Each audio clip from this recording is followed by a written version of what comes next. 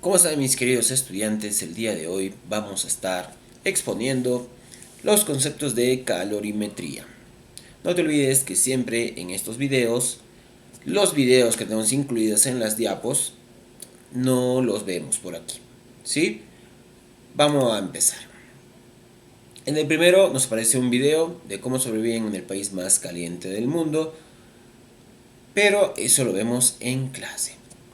Muy bien, vamos a definir qué es calor, importante, ya que nuestro tema es calorimetría. ¿Qué es calor?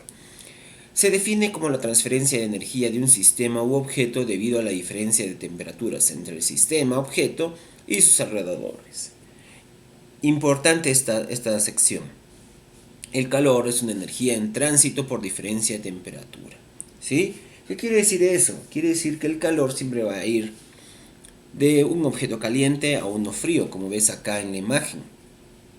O sea, también se puede decir que el calor es energía en movimiento, que no es lo mismo que temperatura, recuerda, ¿no? Que ya lo hemos visto antes. Muy bien, calorimetría, que es la parte de la física que vamos a estudiar, dice estudia los fenómenos concernientes al calor, así como la cantidad de calor que puede transmitirse de un objeto a otro. Debe tenerse presente que el calor no puede medirse directamente, solo es calculado basándose en la temperatura de los objetos. Y esto es importante recalcar porque el calor es un tipo de energía, también se le puede llamar energía calorífica o energía térmica. ¿Ya? Calor, energía calorífica, energía térmica es lo mismo.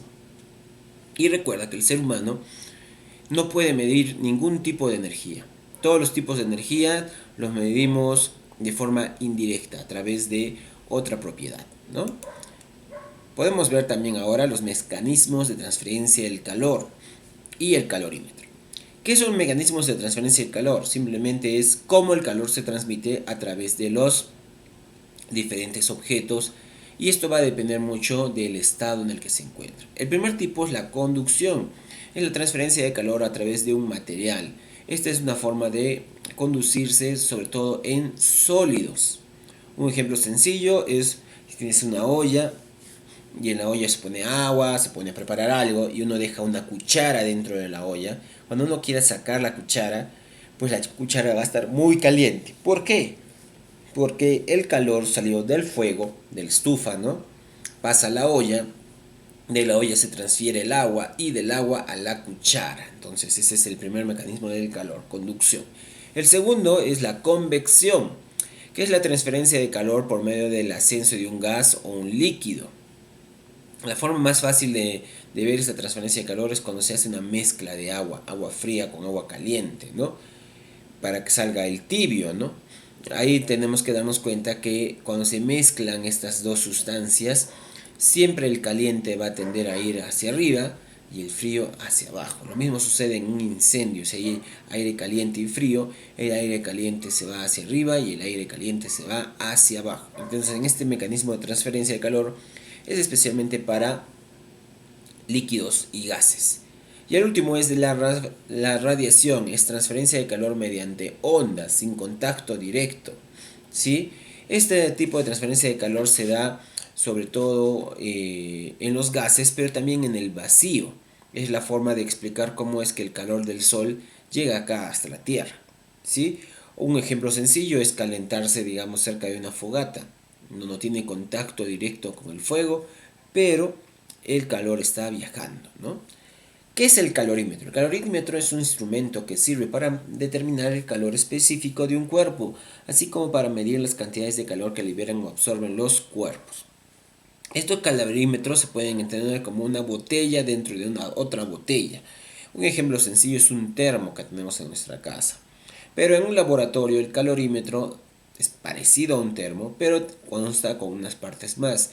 Tiene una tapa generalmente de un corcho o de algún material que sea impermeable al calor, que no deje permitir salir el calor. Y tiene, como podemos ver aquí en la imagen, un termómetro pues para medir la temperatura y tiene un agitador para mover la sustancia que hay dentro, ¿no?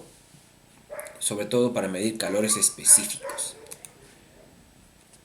Luego tenemos los conceptos calorimétricos, que son dos: la capacidad calorífica y la capacidad calorífica específica, o también llamado calor específico. La capacidad calorífica es la cantidad de calor cedido o ganado para bajar o elevar la temperatura de una sustancia. es el cociente entre el calor ganado cedido para variar su temperatura en 1 grado. Acá puedes ver su fórmula en el lado derecho. La C es capacidad calorífica, la Q es calor y la variación de temperatura. La capacidad calorífica se mide en calorías sobre grado centígrado. La Q se mide en calorías, ¿no?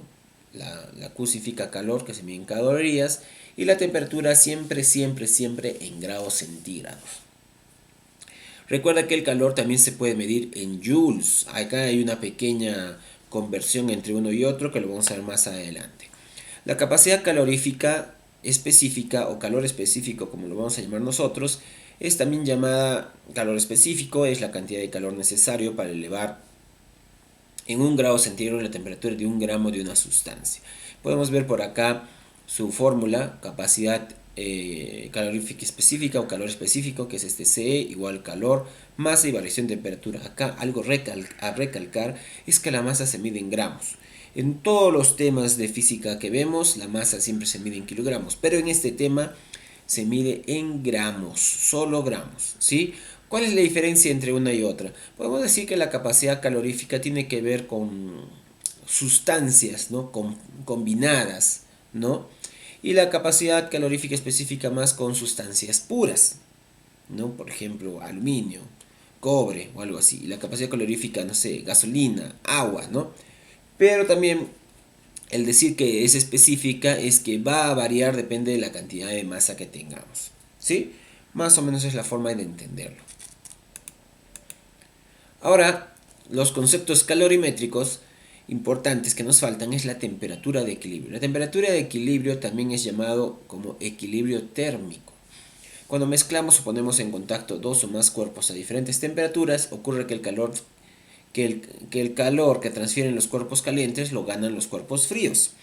Esto hace que exista un equilibrio debido a la ley de la conservación de la energía. Ese equilibrio se llama equilibrio térmico. Podemos entenderlo como que el calor ganado es igual al calor perdido. El calor ganado es igual al calor perdido. ¿Sí? Importante recordar esas cosas. En este gráfico tenemos un gráfico en el que nos muestran el equilibrio térmico. Es el gráfico del equilibrio térmico. Acá tengo un objeto frío, acá tengo un objeto caliente.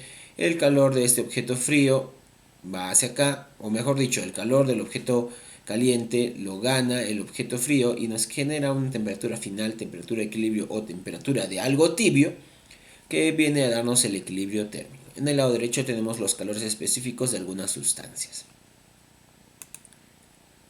Luego vamos a ver ahora lo que es la segunda parte del tema. Esta segunda parte habla sobre el cambio de fase. Y vamos a definir fase. Este término se usa para describir el estado específico de la materia como sólido, líquido o gas, que es lo convencional que todos conocemos. Pero actualmente se conocen 34 estados de la materia, pero de estos solo se conoce a profundidad las propiedades de 11 de ellos. ¿Sí? 11 de ellos. Ahora, uno tal vez se hace la pregunta, ¿por qué tantos estados? Pues muchos de estos estados no existen directamente en la Tierra, sino existen en el espacio. Pongamos un ejemplo sencillo. Si uno mira una gelatina, ¿la gelatina es sólida o líquida? Ninguno de los dos, ¿no? Podríamos decir. Y si usted mira un gas condensado, ¿en qué estado está, no? No es exactamente lo mismo. Por ello es que hay tantos estados de la materia. Pero los principales en la Tierra, los que más se observan directamente en la Tierra, son 4. El estado sólido, el líquido, el gas y el estado plasmático. ¿Sí? En el estado sólido las moléculas están todas juntas, en el líquido están ligeramente separadas, en el gas están mucho más separadas y en el plasma están excesivamente separadas. Tiene que ver mucho esto con las temperaturas, ¿no? Habíamos dicho en el tema de temperatura o de termometría que la temperatura es agitación de moléculas. En un objeto sólido frío, las temperaturas no, las moléculas no se mueven mucho, ¿no? Miren, están acá todas juntas. Cuando es un objeto templado ya se están moviendo un poco más. Cuando es muy caliente están moviéndose más. Y cuando es muy, muy, muy caliente a una alta temperatura se mueven más. O sea, este tipo de temperatura de plasma lo encontramos en hornos de alta temperatura, en estrellas y así. Vamos ahora al cambio de fase. ¿Qué es el cambio de fase? Es la transición de una fase a otra. Y esto se denomina cambio de fase. Por ejemplo, para una presión dada, los cambios de fase ocurren a una temperatura definida, usualmente acompañada por absorción o emisión de calor y un cambio de volumen y densidad. Y eso lo podemos ver en este gráfico de acá. Mira, tenemos el sólido. El sodio va aumentando de energía, se convierte en líquido, de líquido pasa a gaseoso, de gaseoso a plasma y de plasma a condensado Bose-Einstein. ¿Por qué se llama condensado Bose-Einstein? Porque todas las moléculas están concentradas en un solo lugar. O también se pueden decir que son sustancias formadas por una sola molécula, ¿no? Estos condensados de Bose-Einstein podríamos decir que se encuentran en una estrella, ¿no? Como el Sol, digamos, ¿no? Donde hay unos intercambios de energía muy grandes, ¿no? Entonces, conforme más aumenta la energía, pues las moléculas se mueven más y por lo tanto va a haber emisión o absorción de calor. Si vamos hacia la derecha, vamos a emitir calor, y si fuéramos hacia la izquierda vamos a absorber calor, ¿no? Más o menos se puede entender así. Tenemos el calor latente, es el calor necesario para cambiar de fase. Imagínate que el calor latente es como una barrera, ¿no? Se puede entender como una barrera imaginaria a atravesar para cambiar de estado. Es el calor necesario para cambiar de fase. Se puede entender nuevamente como una barrera imaginaria a atravesar para cambiar de estado. ¿Qué es el latente? El latente es una propiedad de las sustancias que indica cuánto calor por unidad de masa es necesario para producir un cambio de fase. No vas a confundir calor latente que latente. El calor latente es, como su nombre dice, un calor, y el latente es una propiedad de las sustancias, ¿sí? Para el agua, el latente es 80 calorías por gramo y lo que es para la vaporización o la ebullición es a 540 gramos. Calor latente de fusión y calor latente de vaporización. Funcionando los dos conceptos, vamos a tener el calor de fusión, que es el calor necesario para que suceda el cambio de fase sólido a líquida o viceversa, y el calor de vaporización, que es el calor necesario para que suceda el cambio de fase líquida a gaseosa o viceversa.